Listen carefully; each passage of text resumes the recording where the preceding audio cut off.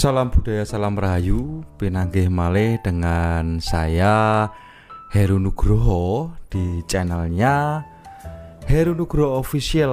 Nah, pripun kabaripun para sedaya pandemen budaya, sutresna budaya wonten papan pundi kemawon. Nah, ini semoga dalam hari-hari ini akan selalu sehat walafiat, sehat wal andong. Nah, ini yang penting itu untuk masa-masa sekarang ini COVID, di berita-berita banyak sekali COVID ataupun yang namanya virus Omikron ini telah merajalela. Sampai saya itu capek mendengarnya.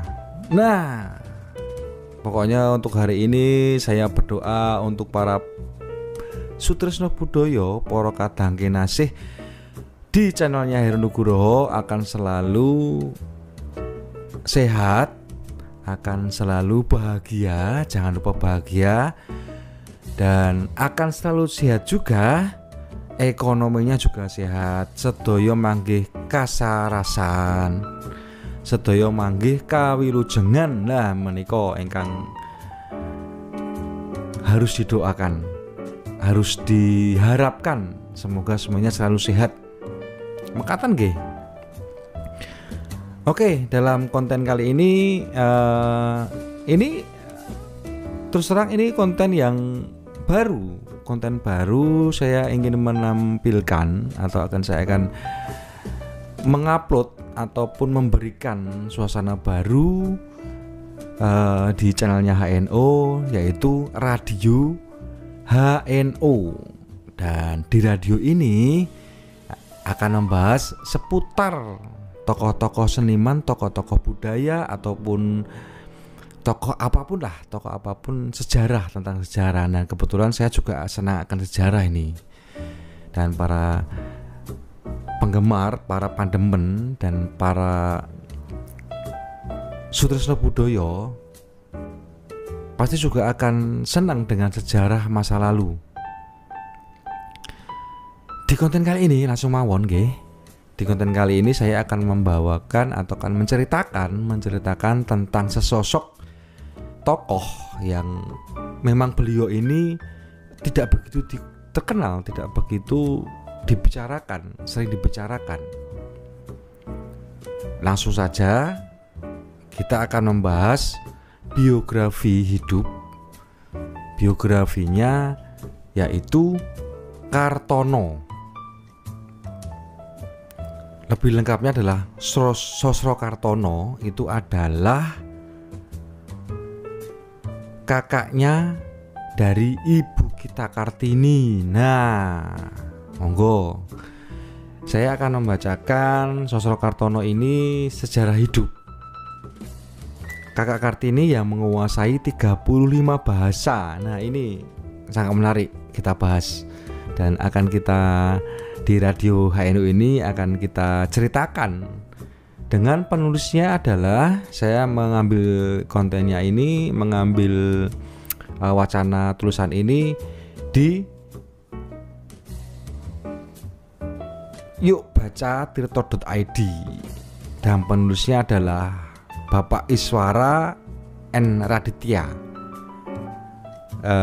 Ditulis tanggal 8 Februari tahun 2019 dengan judul Sosro Kartono, sejarah hidup kakak Kartini yang menguasai 35 bahasa. Wah, hebat ini. Langsung saja kita akan membacanya. Sosro Kartono adalah sosok jenius yang pernah jadi wartawan Perang Dunia Pertama. Beliau amat dihargai di Eropa, tapi tersia-sia di negerinya sendiri. Itu bayangkan para pendengar nih. Oke, langsung saja.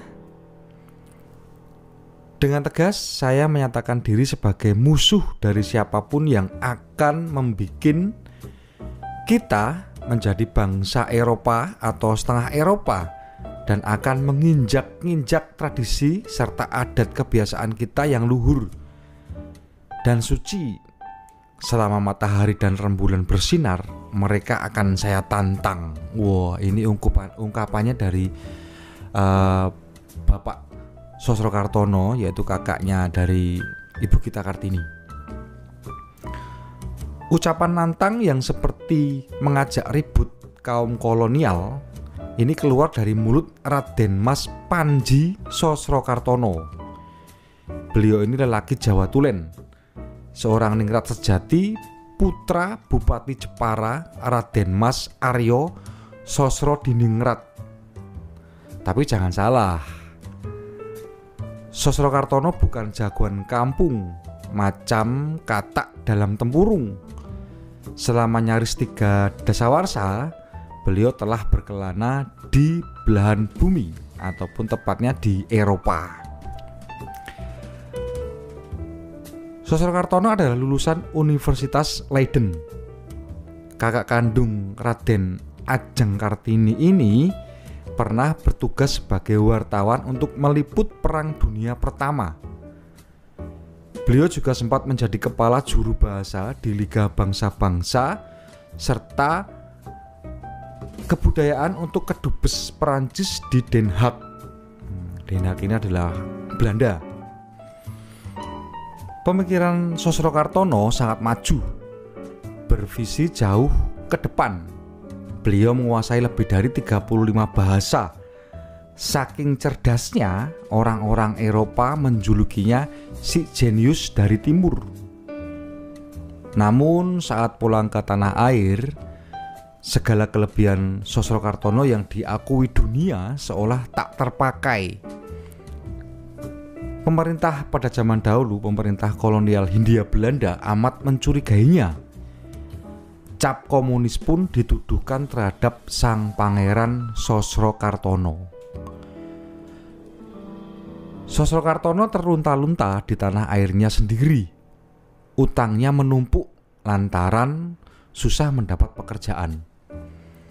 Hingga kemudian beliau terserang lumpuh dan akhirnya menghembuskan nafas terakhirnya. Nah, ini sekilas tadi tentang Sosrokartono.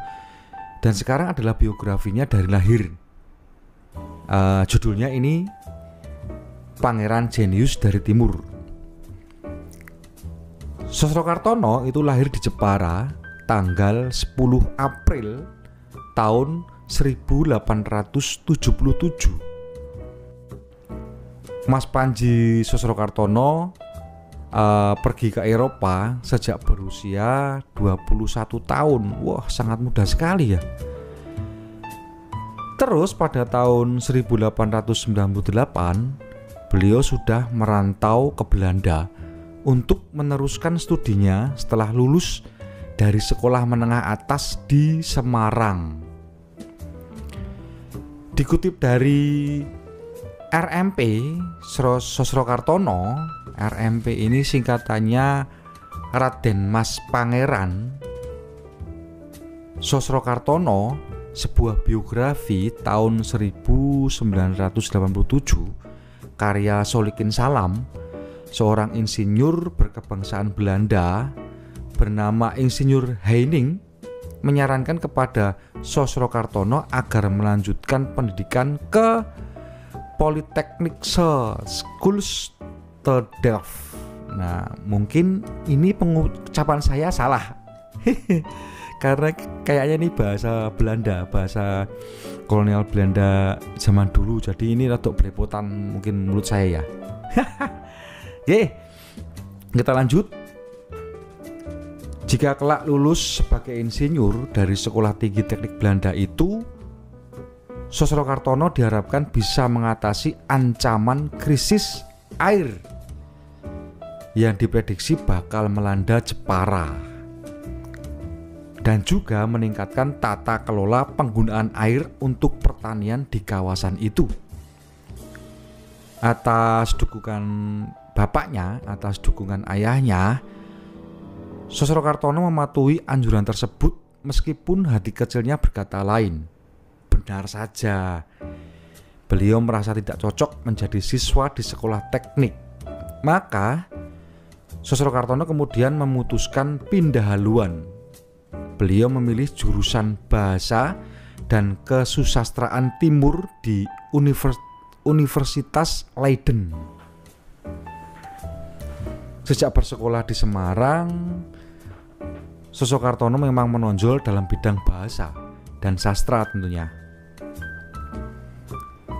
Beliau sudah sangat mahir berbahasa Belanda dan beberapa bahasa asing lainnya. Bahkan Sosrokartono menuntaskan ujian akhirnya dengan menulis karangan dalam bahasa Jerman. Sosrokartono lulus dari Leiden pada tahun 1908, meraih gelar Sarjana Bahasa dan Sastra Timur. Kemampuannya meningkat pesat. Beliau menguasai puluhan bahasa dari banyak bangsa di dunia. Beliau juga mulai aktif menulis di surat kabar. Namanya tercantum dalam daftar Dewan Redaksi Bintang Timur yang terbit di Belanda pada tahun 1903, pimpinan Abdul Rifai. Nah, ini. Siapakah Abdul Rifai? Abdul Rifai adalah agen ganda pribumi Belanda. Jadi agennya itu ada pribumi, mungkin ada keturunan Belanda gini. Selain pribumi juga ada keturunan Belanda. Nah, ini. Kita lanjut. Setelah lulus, Sosrokartono tak langsung pulang. Ia ingin menimba ilmu dan mencari pengalaman lebih banyak di Eropa, meskipun di tanah airnya saat itu sedang tumbuh rasa nasionalisme yang sangat kuat. Ya, tanggal 20 Mei tahun 1908 lahir Budi Utomo yang disebut-sebut sebagai tonggak kebangkitan nasional. Mengenai hal ini dalam Dr. Andes RMP Sosrokartono menumbuhkan sikap patriotisme, membangun karakter bangsa tahun 2003. Aksen mengungkap nama Sosrokartono terdapat dalam keredaksian penyusun buku yang dikirim Indisch Vereniging atau Perhimpunan Hindia Belanda Indonesia kepada Budi Utomo. Indisch Vereniging ini adalah organisasi pelajar dan mahasiswa asal Indonesia di Belanda yang juga didirikan pada tahun 1908. Dengan demikian ada kemungkinan Sosrokartono turut pula memprakarsai berdirinya perhimpunan tersebut, atau setidaknya ikut membantu menyusun buku untuk Budi Utomo. Sosrokartono masih berada di Eropa ketika Perang Dunia Pertama meletus pada tahun 1914. Beliau kemudian mendaftarkan diri menjadi jurnalis atau koresponden perang di Eropa untuk surat kabar ternama terbitan Amerika Serikat, yaitu The New York Herald Tribune. Sumidi Adisasmito dalam surat-surat wasiat peninggalan jiwa besar kaliber internasional Dr. Andes Sosrokartono tahun 1877 sampai 1952 menuliskan, Sosrokartono menjadi satu-satunya mahasiswa yang lulus tes koran itu. Ia dites menerjemahkan artikel panjang dalam bahasa Inggris, Perancis, dan Rusia. Kemudian Dr. Andes Sosrokartono ini resmi menjadi wartawan perang. Sosrokartono disusupkan ke dalam pasukan sekutu agar lebih leluasa bergerak. Beliau diberi pangkat mayor, akan tetapi Sosrokartono tidak mau membawa senjata. Berikut kata-kata beliau, "Saya tidak akan menyerang orang, Karena itu saya pun tak akan diserang. Jadi, apa perlunya membawa senjata? Kilahnya. Sosro Kartono terbilang sukses menjalani pekerjaannya. Salah satu hasil liputannya adalah perundingan antara Jerman dengan Perancis. Pertemuan ini dilakukan rahasia di dalam gerbong kereta yang ditempatkan di hutan pedalaman Perancis dan dijaga ketat sekali. Jadi para pendengar bisa menggambarkan ya, Dr. Andes Sosro Kartono pada saat itu berada di dalam kereta yang di situ ada perundingan antara Jerman dengan Perancis. Jadi para jenderal-jenderal, pasukan-pasukan jenderal-jenderal di situ atau petinggi-petinggi negara gitu.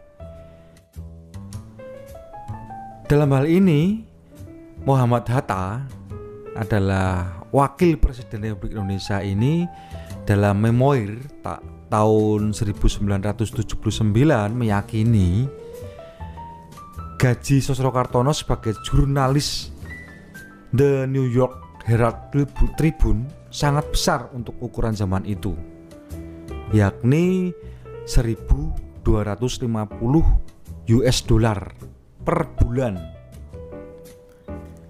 setara dengan 31.093 dolar Amerika Serikat saat ini, tahun ini.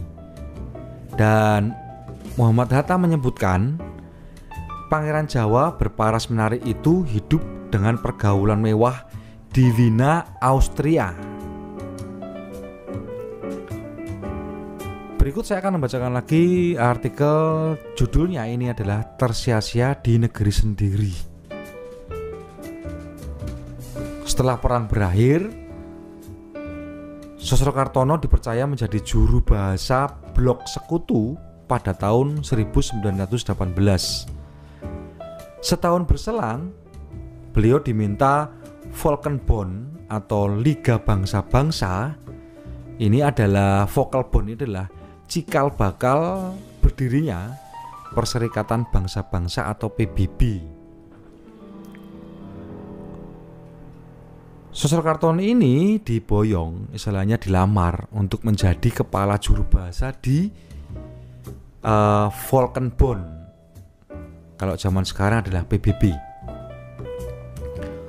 Sosro Kartono saat itu sudah menguasai lebih dari 35 bahasa, baik bahasa-bahasa dari bangsa-bangsa besar di dunia maupun bahasa-bahasa dari bangsa-bangsa yang relatif kurang familiar, termasuk beberapa bahasa daerah. Pada tahun 1921, beliau sempat menjadi pejabat tinggi Kedutaan Besar Perancis untuk Belanda di Den Haag, yakni sebagai atas kebudayaan. Dan 4 tahun kemudian Sosro Kartono memutuskan pulang ke Indonesia. Dan kesempatan kali ini saya juga akan membaca tentang ini, baca juga. Ini adalah dia yang melampaui sekaligus mengagumi Kartini. Nah, ini ada hubungannya dengan Raden Ajeng Kartini. Namun kehidupan Sosro Kartono di negerinya sendiri ini justru bertolak belakang dengan sangat hidup di Eropa. Banyak petinggi pemerintah kolonial Hindia Belanda yang membencinya atau mewaspadainya, karena jelas pria ini bukan orang sembarangan. Beberapa kali Sosro Kartono ditawari pekerjaan di pemerintah, akan tetapi selalu ditolak mentah-mentah oleh Sosro Kartono. Sosro Kartono hanya ingin bekerja untuk memajukan rakyat tanpa harus meminta belas kasihan kepada pejabat kolonial pada saat itu. Penolakan demi penolakan tersebut membuat pemerintah Hindia Belanda heran dan curiga. Sebagai tindakan antisipasi, Sosrokartono dituduh sebagai komunis agar geraknya terbatas. Akibatnya Sosrokartono kian sulit memperoleh pekerjaan. Berikut kata-kata beliau, itu merupakan bentuk fitnah yang sangat keji yang saya rasakan, namun tidak berdaya terhadapnya. Tulis Sosrokartono dalam suratnya kepada Nyonya Abendanon.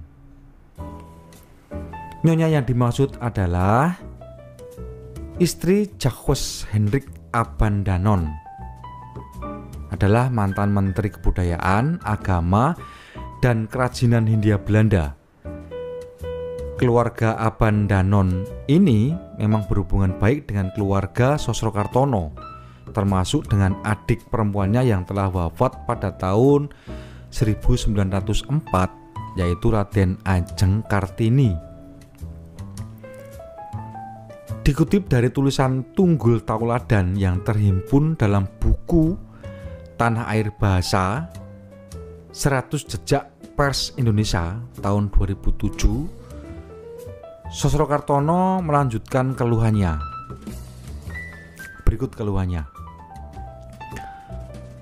Tapi kepada Anda, Nyonya yang mulia, saya bersumpah atas kubur ayah saya dan Kartini bahwa saya sama sekali tak pernah menganut paham komunis.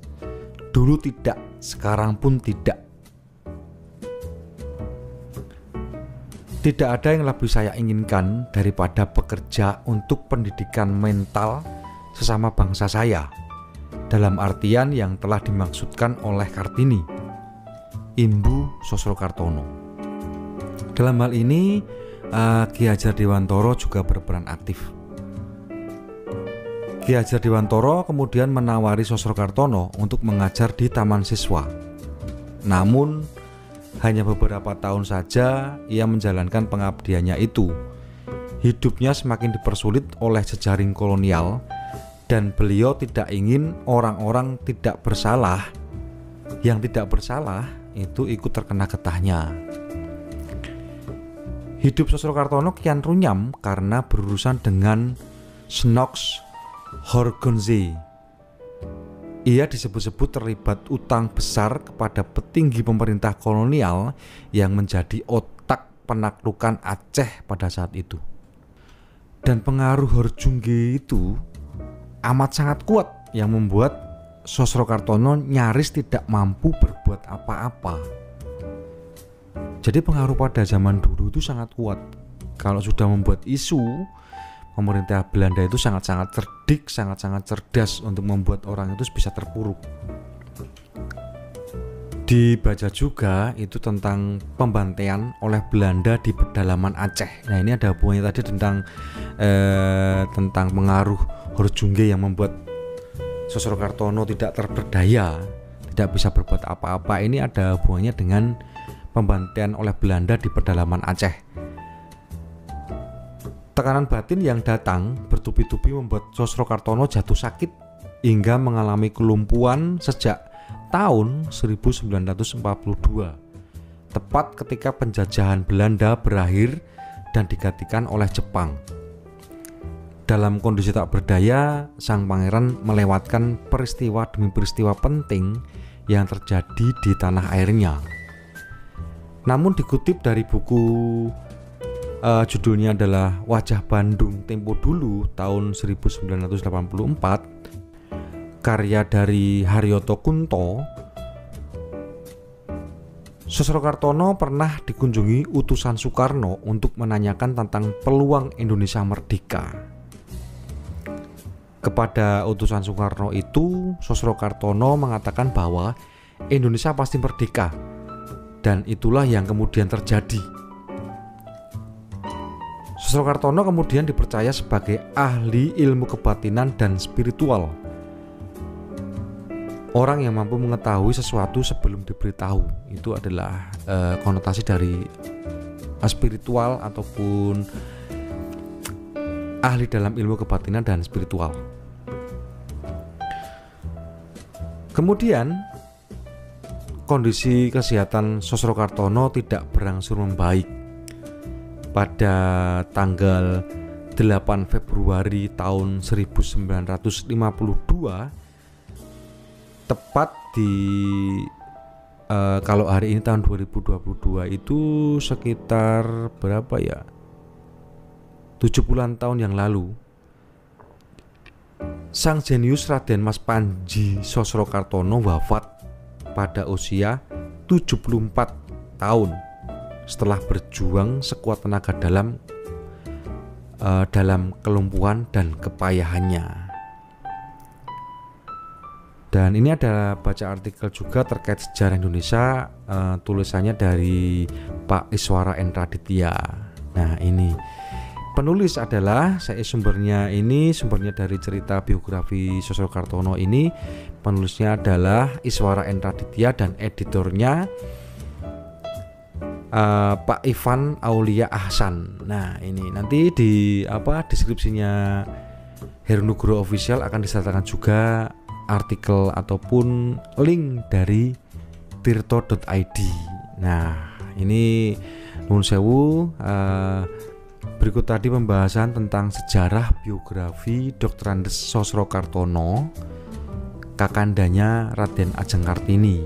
Dan jika dirangkum, kita bisa belajar dari kecerdasan dan kepintaran dari Dr. Andes Sosrokartono. Ternyata bisa menguasai 35 bahasa. Sangat terbaik, sangat luar biasa, sangat istimewa. Dengan begitu kita sebagai generasi muda bisa meniru jejak beliau yang mempunyai ilmu itu tidak untuk dirinya sendiri, tapi untuk dibagikan kepada para generasi muda yang membutuhkan ilmu tersebut. Tapi ini sayangnya di dalam ceritanya Dr. Andes Kartono ini, beliau sangat-sangat dihargai di luar, sangat-sangat dihargai. Ilmu-ilmu dan kecerdasan beliau ini sangat dihargai di luar negeri malahan. Sangat ironisnya itu malah di negara kita sendiri itu malah justru tidak dihargai dan hidupnya itu terpuruk. Jadi dalam hal ini saya bisa saya berusaha untuk merangkum dari perjuangan sejarah beliau, perjuangan nasionalisme beliau, tentang beliau itu ternyata sebagai juga perintis dari Budi Utomo gitu. Dan tadi ada disebutkan ada Ki Hajar, ada Ki Hajar Dewantoro, ada Muhammad Hatta, ada Insinyur Soekarno, dan semuanya mungkin sangat terlibat dalam perjuangan kemerdekaan Indonesia. Baik, terima kasih untuk para pendengar di radio, istilahnya radio saya perdana radio podcast, istilahnya radio biografi lah. Biografinya tentang seniman-seniman ataupun tokoh-tokoh yang sangat bisa membuat kita menimbulkan semangat lagi, menimbulkan semangat perjuangan, menimbulkan rasa-rasa nasionalisme kita sebagai bangsa Indonesia, sebagai kawula muda di bumi Indonesia ini. Jangan sia-siakan sejarah, jangan sia-siakan perjuangan nenek moyang kita yang terdahulu. Ternyata sangat luar biasa dan bisa dicontoh. Dan jangan lupa poro kadang kinasih di channelnya HNO Heru Nugroho Official ini boleh menyertakan komentar-komentar di kolom komentarnya konten ini di radio podcast biografi tentang tokoh ini. Monggo sekalian ditulis-tulis komentar-komentar yang menceritakan tentang biografi ataupun request. Nanti saya akan mencoba untuk membacakan request biografi tokoh-tokoh seniman. Misalkan tokoh seniman siapa, monggo, dan kita bisa sharing. Nanti saya coba sertakan nomor WA juga ya, Semoga bisa bermanfaat dan bisa menghibur tentunya, dan bisa merefleksi nostalgia zaman dulu, cerita-cerita tentang sejarah-sejarah zaman dulu. Dan pada akhirnya di penghujung radio ini, penghujung acara ini, penghujung konten ini, saya Heru Nugroho mohon maaf jika ada kata-kata atau pengejaan dari gelar atau pengejaan dari kata-kata yang mungkin saya membacanya keliru. Mohon pencerahannya, mohon dibetulin, dan mohon kritikan dan sarannya. Nah itu. Dan ampun kesupen, jangan kelupaan untuk selalu subscribe, like, comment, and share supaya channel Heru Nugroho Official ini dapat berkembang. Matur nuwun atas doanya, matur nuwun atas supportnya, dan terima kasih. Salam budaya, salam rahayu. Tunggu episode yang akan datang di Radio HNO Podcast Biografi Seniman dan Budaya. Matur sembah nuwun. Rahayu, rahayu. Nuwun.